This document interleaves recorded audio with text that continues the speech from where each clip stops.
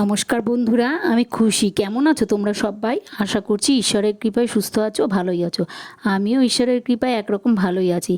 আজ কিন্তু তোমরা আমার সোমবারের ভিডিওটা দেখবে, আর এখন থেকেই কিন্তু ব্লগটা আমি শুরু করছি। তাই ভিডিওটা স্কিপ না করে তোমরা দেখতে থাকো, ভালোই লাগবে। ঘুম থেকে উঠতেই আজকে কিন্তু অনেক দেরি হয়েছে, যে বেলা কিন্তু এখন 9টা, প্রায় 9টা বাজে। আর বাইরে দেখো, আমি জানলাটা খুলেই বাইরে দেখছি অঝরে বৃষ্টি পড়ছে। প্রকৃতির দৃশ্যটা দেখতে তো কত সুন্দর লাগছে। সাইক্লোন রেমাল কিন্তু রবিবার রাতেই ল্যান্ডফল করেছে, আর তার তাণ্ডব দেখো। আমাদের নদিয়া জেলার ওপর দিয়ে কিন্তু ঝড়টা যায়নি, তবুও কি ঝোড়ো হাওয়া বইছে, আর তার সঙ্গে প্রচণ্ড বৃষ্টি। আর যেই সব এলাকার উপর দিয়ে ঝড়টা গেছে, না জানি সেখানে কত ক্ষতি হয়ে গেছে। ঘরবাড়ি, গাছপালা সব কিছুই তছনছ করে দিয়ে গেছে। এই অল্প হাওয়াতেই আমাদের বাড়ির কয়েকটা গাছও ভেঙে পড়েছে দেখো। আর দেখো ননস্টপ কেমন বৃষ্টি হয়ে চলেছে, এক ফোঁটাও বিরতি নেই। যাক, তবু অনেক দিন পর বৃষ্টি পেয়ে গাছপালাগুলো তো বেশ তরতাজা হয়ে উঠেছে। প্রকৃতির শোভা দেখতে দেখতে দেখো চলে এলাম আমি ঘরের বিছানাটা তুলতে। আর রাতে তো খুব ঠান্ডা লেগেছিলো, যার জন্য বিছানার চাদর, বিছানাটা সব গুছিয়ে নিলাম। আর তারপরে চলে এলাম আমি ঘর ঝাড় দিতে। দেখো, সেই রাতে লোডশেডিং হয়েছিল আর এখনও কারেন্ট আসেনি। আর আমার জানলা খুলে, দরজা খুলে যেইটুকু আলো আসছে, ওতেই ভিডিওটা আমি শ্যুট করছি। কেমন হবে তা আমি কিন্তু বলতেও পারছি না। যাই হোক, দেখো বিছানাটা তোলা, ঘর ঝাড় দেওয়া, কাপড় কাচা, ঘর গোছানো, মানে এই সব কাজগুলো বোধহয় আমরা প্রত্যেকটা গৃহিণীরাই করে থাকি প্রত্যেক দিনই। আর দেখো, শরীর খারাপ হলেও আমার বাড়িতে এই কাজগুলো করার মতো কেউই নেই। শুধু মানে পেটটা মানবে না বলে রান্নাটা আমার কোনো রকমভাবে করতেই হয় আমাকেই। যাই হোক, সেসব কথা। এদিকে ঘরটা ঝাড় দিয়ে এক জায়গায় নোংরাগুলো আমি দেখো আনছি, আর হাওয়ায় সব ধুলো আবারও ছড়িয়ে দিচ্ছে। এইভাবে দেখো পর্দা ওরা দেখেই তোমরা বুঝতে পারছো নিশ্চয়ই যে কতটা হাওয়া বইছে। তবুও কোনো রকমে ঘরটা ঝাড় দিয়ে নিলাম। এবারে জামা কাপড় ছেড়ে রান্নাঘরে চলে এলাম চা করতে, কেননা বাইরে বৃষ্টি পড়ছে। তাই বাইরের কাজ আর কোনো মতেই করা যাবে না। বাইরে যে কাজ ছিল সেগুলো পড়েই থাকবে, যেহেতু বৃষ্টিটাই হচ্ছে। চা বানিয়ে নিলাম। আর ও হ্যাঁ, দেখো লিকার চা কিন্তু। আর আমার নতুন বন্ধুদের জন্য বলছি, আমি কিন্তু দুধ চা খাই না। দেখো, চা করে নিয়ে ছাঁকনি দিয়ে একটা কাপে ছেঁকে তারপরে তো আমি চিনি দিই, কারণ তাহলে নাকি গ্যাস অম্বল হয় না। যদিও আমি জানি না, তবুও আমি ওইভাবেই খাই, ওইভাবে খাচ্ছি। আর ওই চুটকেটা বলছে দেখো, যে আমাকে বলে চিনি খাবে, চিনি খাবে, মানে ওকে চিনি দিতে বলছে। দেখো, ওকেও একটু চিনি দিলাম।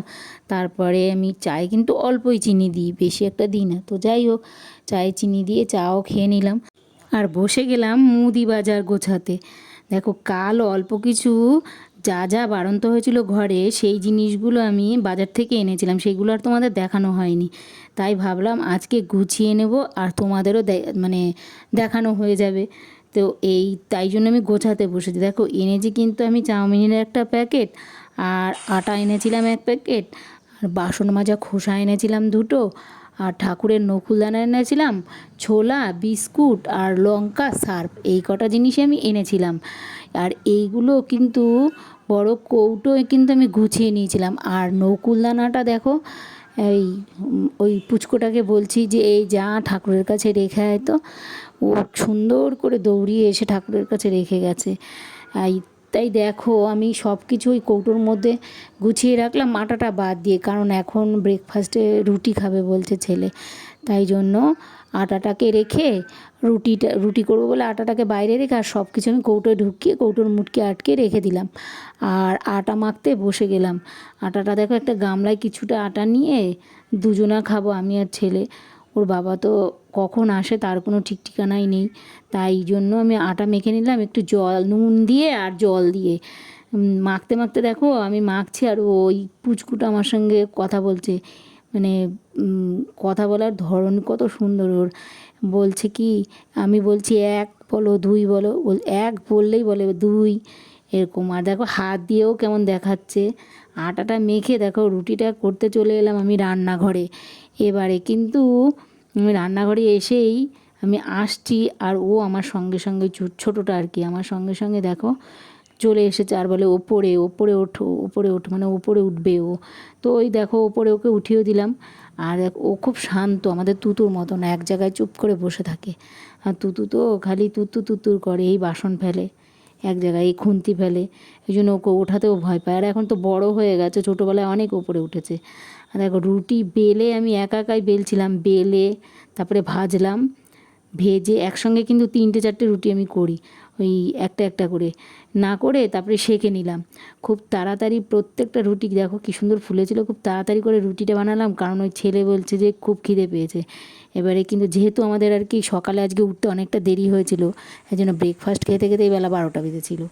তাই রুটি দিয়ে খাওয়ার মতো তরকারিও বানিয়ে নিলাম রুটিগুলো তৈরি করে। ডিম আলুর চচ্চড়ি, এই তরকারিটা রুটি দিয়ে খেতে দুর্দান্ত লাগে।